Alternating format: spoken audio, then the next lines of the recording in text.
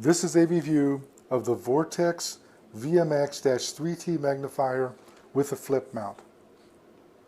Like most people, when they want to buy a scope to fit on their red dot optics, I struggled with all the brand names and the prices and looked at all of them. I went to the gun shops and looked at them, and I wound up ordering this on Amazon because frankly the price was excellent. I compared the EOTech and the Aimpoint scopes to this Vortex unit, and frankly when I was in the gun shops I couldn't tell any difference. The Vortex is excellent quality for 1/3 to 1/4 of the price. One aggravating factor for me is this very nice designed optic with a very nice mount that it comes with, perfectly designed, except it doesn't come with lens caps, which I think is ridiculous. So I went out and bought some Butler Creek lens caps. I put one on the back side here with a flip up, and you can see it's a nice addition. This is the Butler Creek size 01, which is for 34.1 millimeter scopes. The mount that comes with the scope, very, very nice.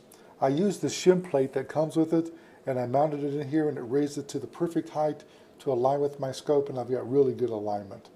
I have to tell you that it was easy to put on there. People talk about this mounting system here wobbling. I don't see that at all. Mine's rock solid. If you notice one thing that's probably a bit odd, I mounted this backwards. I did it on purpose because when it flips up in the normal mode, it flips to the left right into the vision of my left eye. That's very awkward for close-up combat, and as a result I changed it so I could actuate it and flip it to the right.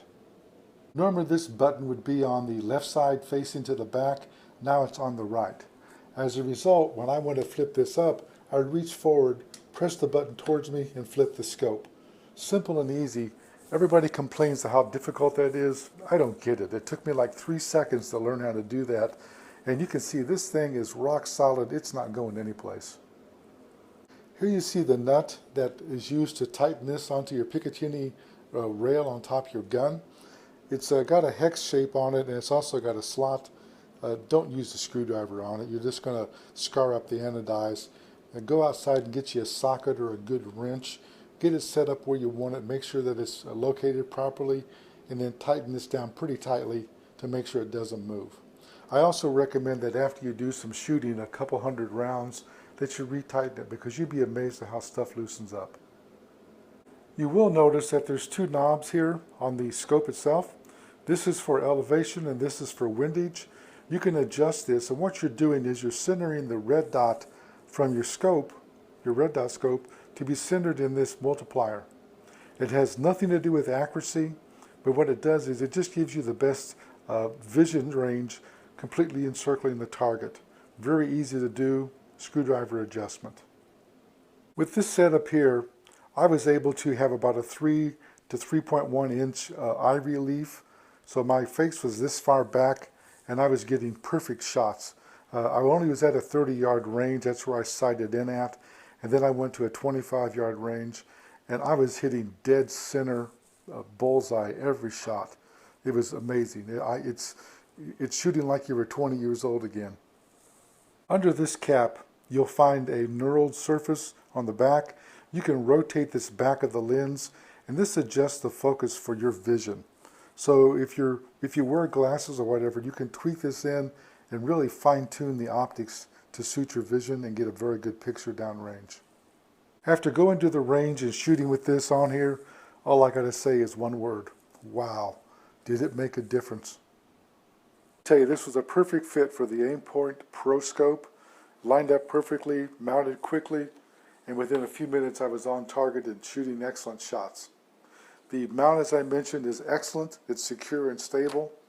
I'm sure somebody's going to ask the question. It's not recommended that you try to co-register your mechanical metal sights with this. You can do that with the Aimpoint Pro, but with magnification it's virtually impossible. Also, you can see with this short rail, I have no room to put a flip-up sight on the back for a mechanical sight.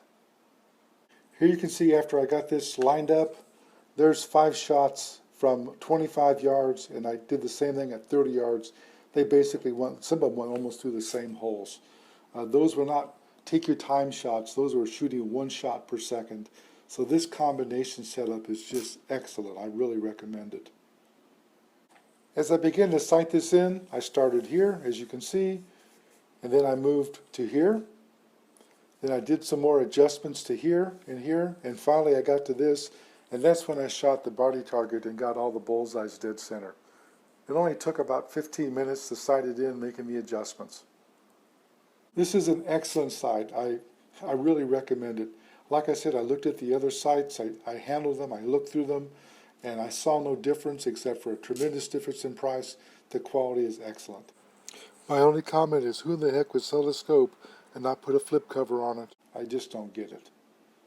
I rate this product at 5 stars. This review is done by JJ CEO.